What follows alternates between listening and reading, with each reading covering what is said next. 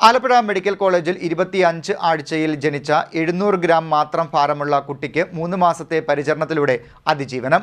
ഡോക്ടർമാരുടെയും നേഴ്സുമാരുടെയും 3 മാസത്തിലധികം നീണ്ട പരിചരണത്തിലൊടുവിലാണ് ആരോഗ്യനില മെച്ചപ്പെടുത്തി കുട്ടിയെ ഡിസ്ചാർജ് ചെയ്യാൻ കഴിഞ്ഞത്.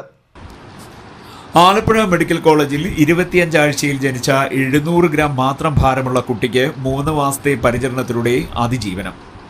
ഡോക്ടർമാരുടെയും നഴ്സുമാരുടെയും 3 മാസത്തിലധികം നീണ്ട പരിചരണത്തിലൂടെയാണ് ആരോഗ്യനില കുഞ്ഞ് വീണ്ടെടുത്തത്. ജനിച്ച ഉടൻ തന്നെ കുഞ്ഞിന് ഗുരുതരമായ ശ്വാസകോശ സംബന്ധമായ അസുഖം കണ്ടെത്തിയിരുന്നു. തുടർന്ന് ചികിത്സയും വെന്റിലേറ്റർ സഹായവും നൽകി.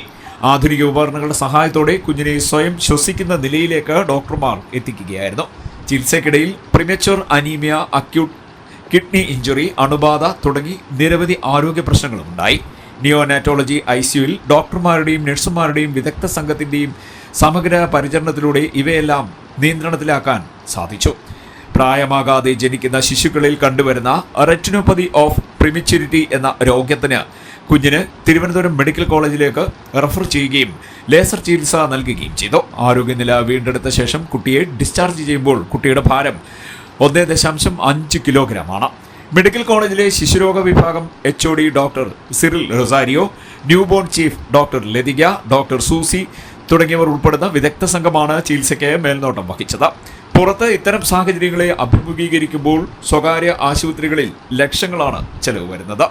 ആലപ്പുഴ മെഡിക്കൽ കോളേജിൽ ഇത് പൂർണ്ണമായും സൗജന്യത്തോടെയാണ് ലഭ്യമാക്കിയത്. നീണ്ട കാലയളവിൽ വിജയകരമായ ഫോളോ അപ്പ് നിർവഹിച്ച ഡോക്ടർമാരുടെയും നഴ്സുമാരുടെയും ജീവനക്കാരുടെയും ടീമിനെ medical college superintendent doctor Lakshmi PL അഭിനന്ദിച്ചു.